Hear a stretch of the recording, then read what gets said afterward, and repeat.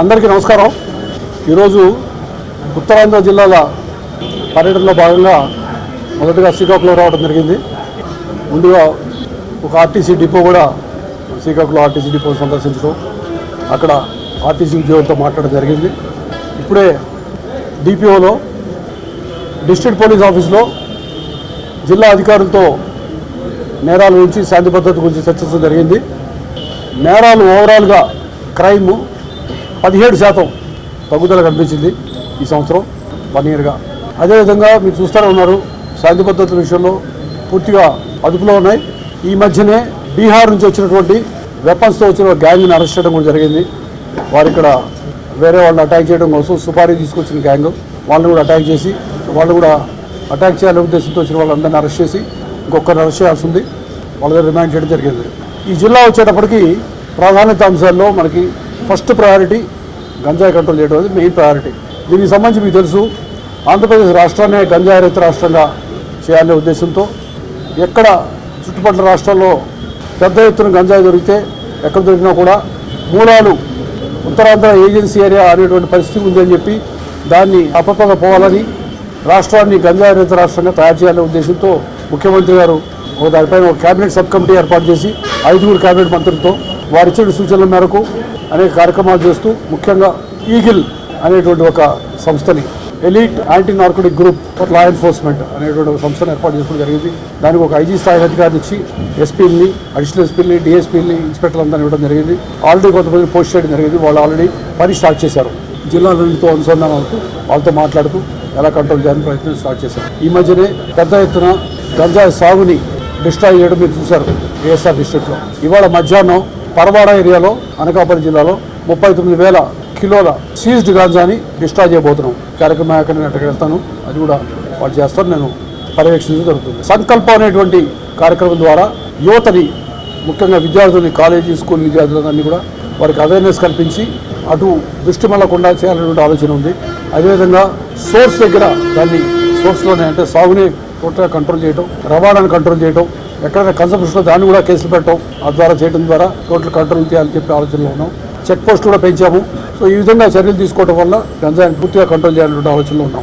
రెండవది, సంకల్పంలోనే ఇంకో భాగం సైబర్ క్రైమ్లో చాలా పెద్ద ఎత్తున జరుగుతూ ఉంది. ఇప్పుడు మొత్తం దేశం మొత్తం జరుగుతుంది, రాష్ట్రంలో కూడా సైబర్ క్రైమ్ పెరిగింది. నేను మన గణాంకాలు చూపించాను, మిగతా అన్ని క్రైమ్స్ దగ్గర సైబర్ క్రైమ్ పెరిగింది. ఇది దేశవ్యాప్తంగా జరుగుతున్న విషయం కాబట్టి పెద్దగా మేము ఆందోళన చెందవలసిన విషయం, కానీ దానికి పూర్తిగా మేము టెన్షన్లోకి వెళ్లకుండా దాన్ని ఏ విధంగా కంట్రోల్ చేయాలని చెప్పి ఆలోచించినప్పుడు ప్రతి జిల్లాలో కూడా ఒక సైబర్ క్రైమ్ పోలీస్ స్టేషన్ పెట్టాలని, అదేవిధంగా ఎక్స్పర్ట్స్ని వాడుకొని సైబర్ క్రైమ్ ఎప్పటికప్పుడు కంట్రోల్ చేయాలని, దాన్ని కూడా మించి ప్రజల్లో మంచి అవగాహన తీసుకోవాలని. అంటే డిజిటల్ అరెస్ట్ అనేది అసలు లేదు, తెలియక చాలామంది డబ్బులు కట్టేస్తున్నారు, ట్రాన్స్ఫర్ చేస్తున్నారు. సో డిజిటల్ అరెస్ట్ అనేది చట్టంలో లేని విషయము అన్న విషయం తెలియజేయాలని, అదేవిధంగా వేరే విధంగా ఎవరైనా ఫోన్ చేసిన డబ్బులు ట్రాన్స్ఫర్ చేయడం చేయొద్దని చెప్పి ప్రజలందరిలో అవగాహన కల్పించడానికి ప్రయత్నం చేస్తాం. అవగాహన ద్వారా ప్రివెంట్ చేయడమే సైబర్ క్రైమ్కి ఏకైక సూత్రం. జరిగాక దాన్ని డిటెక్ట్ చేయడం చాలా కష్టం అవుతుంది. తొందరగా ఒక అకౌంట్ నుంచి ఇంకో అకౌంట్లోకి వెళ్ళిపోయి ఎక్కడో వేరే దేశంలోకి వెళ్ళిపోతుంది అమౌంట్, అది పట్టుకోవడం కష్టం అవుతుంది. కాబట్టి అవేర్నెస్ అందరిలో అవగాహన కల్పించాలని చెప్పి ప్రయత్నం చేస్తూ ఉన్నాం. ఇది కాకుండా ఈ మధ్య డిస్టర్బింగ్గా ఉన్న విషయం జనరల్గా ఏంటంటే, ఒక గత కొద్ది సంవత్సరాలుగా 2-3 సంవత్సరాలుగా జరుగుతున్న క్రైమ్ చూసినట్టు తెలిసిన విషయం ఏంటంటే, చిన్న పిల్లల మీద, అది ఆడపిల్లలు కావచ్చు మగపిల్లలు కావచ్చు, ముఖ్యంగా ఆడపిల్లల మీద లైంగిక అత్యాచారం జరగడం, అదేవిధంగా మహిళలపై, ఇంకా చెప్పాలంటే వృద్ధులపై, 70 సంవత్సరాల యువతపై 2-3 కేసులు జరిగినాయి. అట్లాంటివి చాలా, అంటే ఇది సమాజానికి చిక్కుపడాల్సినటువంటి crime. It is a crime against the society. దీన్ని కూడా మేము చాలా సీరియస్గా తీసుకొని ఇటువంటి క్రైమ్ జరిగినప్పుడు వెంటనే స్పందించడం, చాలా ఎగ్జాంపులరీ పనిష్మెంట్ వచ్చే విధంగా చేయడం. తర్వాత ముఖ్యమంత్రి గారు చెప్పిన ఆదేశాల మేరకు స్పెషల్ కోర్టు కూడా only for these offences special court ఏర్పాటు చేయడం జరిగింది. దానికి ప్రస్తుతం హైకోర్టు పరిశీలన ఉంది, త్వరలో అది కూడా ఏర్పాటు జరుగుతుంది. అంటే ఫాస్ట్ ట్రయల్ జరిగిపోవాలని ఉద్దేశంతో. అదేవిధంగా రోడ్ యాక్సిడెంట్ ఈ జిల్లాలో ఒక ప్రాధాన్యత అంశం. ఇది హైవే మనకి ఎక్కువ ఉంది కాబట్టి దానిపై కూడా దృష్టి సారించడం జరిగింది. క్రైమ్ అక్కడ కూడా యాక్సిడెంట్స్ తగ్గినాయి. సో ఓవరాల్గా కంట్రోల్ చేస్తూ ఉన్నాము, క్రైమ్ నుంచి కంట్రోల్ చేస్తూ ఉన్నాం. రెండో ఇంపార్టెంట్ విషయం ఏంటంటే, టెక్నాలజీని విరివిగా వాడుకోవటం, పూర్తిగా దాన్ని టెక్నాలజీని వాడుకోవటం. అంటే అది సీసీటీవీ కెమెరాలు కానీ, ఆల్రెడీ ఇన్స్టాల్ అయ్యి పనిచేయకుండా ఉన్న కెమెరాలన్నీ ఈ మధ్య రిపేర్ చేయడం జరిగింది. సుమారు 460 కెమెరాస్ ఉన్న కెమెరాలు చెడిపోయి ఉంటే మళ్ళీ వాటిని బాగు చేయడం జరిగింది. అది కాకుండా సుమారు 520 కెమెరాలు కొత్తవి పెట్టడం జరిగింది. ప్రతి జిల్లాలో కూడాను ప్రభుత్వం మీదే ఆధారపడి పెట్టుకోకుండా ప్రజల సహకారంతో, దాతల సహకారంతో సీసీటీవీ కెమెరాలు ఏర్పాటు చేయాలని చెప్పి ఆలోచన ఉంది. ఎందుకంటే అది ఒక క్రైమ్ చేస్తున్నప్పుడు ప్రతి క్రైమ్ కూడా, అది రోడ్ యాక్సిడెంట్ కావచ్చు, రోడ్డు మీద జరిగే దొమ్మి కావచ్చు, లేదా ఆడపిల్లల మీద చేసే వేధింపులు కావచ్చు, ఏదైనా సరే ఒక క్రైమ్ అంటూ జరిగితే ఏదో ఒక కెమెరాలో రికార్డు కావాలి అనేది మా లక్ష్యం. ఎక్కడ ఏం క్రైమ్ జరిగినా అట్లీస్ట్ ఒక కెమెరాలో రికార్డ్ అయిపోవాలి. అంటే మొత్తం ఏరియాని మొత్తం సాచ్యురేట్ చేయడం ద్వారా ఎక్కడ క్రైమ్ జరిగితే కనిపించే విధంగా రికార్డ్ అయ్యే విధంగా చేయాలి. దానికి మేము సుమారుగా ఐడెంటిఫై చేసినటువంటి స్పాట్స్ చూస్తే అది 2 లక్షల చిల్లర ఉన్నాయి. 2 లక్షల చిల్లర కెమెరాలు ఇమీడియట్గా గవర్నమెంట్తో పెట్టించాలని చాలా ఖర్చు అవుతుంది. కాబట్టి ప్రజల సహకారంతో వాళ్ళని ఉత్తేజపరిచి, వాళ్ళ ఉత్సాహంతో వాళ్ళని మోటివేట్ చేసి, అదేవిధంగా దాతల సహాయంతో పెట్టాలని ప్రారంభించాం. ఇది ఇంకొక 2 నెలలు మార్చి 31 కల్లా 1,00,000 కెమెరాలు పెట్టాలంటే మా ఆలోచన. అది ఖచ్చితంగా మేము సాధిస్తాం. ఎందుకంటే మొన్న మీరు చూసారు, విజయవాడలో 1150 కెమెరాలు ఒకే రోజు లాంచ్ చేశాం. తర్వాత ప్రతి చోట కూడా ఆ విధంగా 500 కెమెరాలు 1000 కెమెరాల ప్రకారం లాంచ్ చేసినట్లయితే మార్చి 31 కల్లా అన్ని జిల్లాలు కలిపి 1,00,000 అయిపోతే, అదే స్ఫూర్తితో మళ్ళీ ఒకసారి మేము ఆలోచించి మేము అనుకున్న పూర్తి లక్ష్యాన్ని 2-3 లక్షల కెమెరాలు త్వరలో పెట్టాలని అనుకున్నాం. సో ఈ విధంగా టెక్నాలజీని వాడుకోవాలని, పోలీసింగ్ని మెరుగుపరచాలని, అంటే ప్రజలకు పారదర్శకమైనటువంటి సేవలు అందించాలా, తప్పు ఎవరు చేసినా ఒకే విధంగా స్పందించాలి అనేటువంటి ఆలోచనలతో మేము ప్రణాళికబద్ధంగా పనిచేస్తూ ఉన్నాం. దీనికి ప్రజలందరూ కూడా సహకరించాలని, మీరు కూడా మా ఆలోచనని ప్రజలకు తీసుకెళ్లాలని మనస్ఫూర్తిగా కోరుకుంటూ నేను దగ్గర సెలవు తీసుకుంటాను. మీరు ఏదైనా విషయం ఉన్నట్లయితే అడగచ్చు, otherwise will close the matter. జై హింద్. అంటే యాక్చువల్లీ అండి నేను మళ్ళీ చెప్తాను, అంటే ఓవరాల్గా క్రైము ఎక్సెప్ట్ సైబర్ క్రైము అన్నీ కూడా తగ్గినాయి. నా దగ్గర ఎగ్జాక్ట్గా ఫిగర్ లేదు.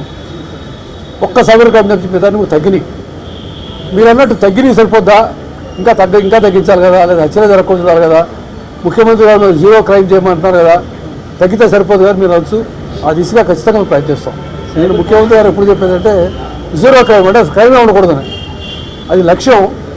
వీళ్ళంతా తగ్గించడానికి ప్రయత్నిస్తాం. ప్రతి జిల్లా కూడా వస్తుందండి. ప్రస్తుతానికి మనకు వైజాగ్, విజయవాడలో మాత్రమే ఉన్నాయి. మిగతా 24 జిల్లాలో కూడా వస్తాయి. అది ప్రస్తుతం చాలా యాక్టివ్ కన్సిడరేషన్ ఉంది గవర్నమెంట్ దగ్గర. అది ప్రతి పోలీస్ స్టేషన్ కూడా ఓ డిఎస్పీ స్థాయి అధికారిని, ఎస్హెచ్ఓని పెట్టి టెక్నికల్ టీం కూడా పెట్టుకోమని చెప్పి దానికి సంబంధించిన శాంక్షన్స్ కూడా అయ్యాము. ఎందుకంటే పూర్తిగా మన ఎస్ఐలు, మన కానిస్టేబుల్సే పూర్తిగా చేయలేకపోవచ్చు.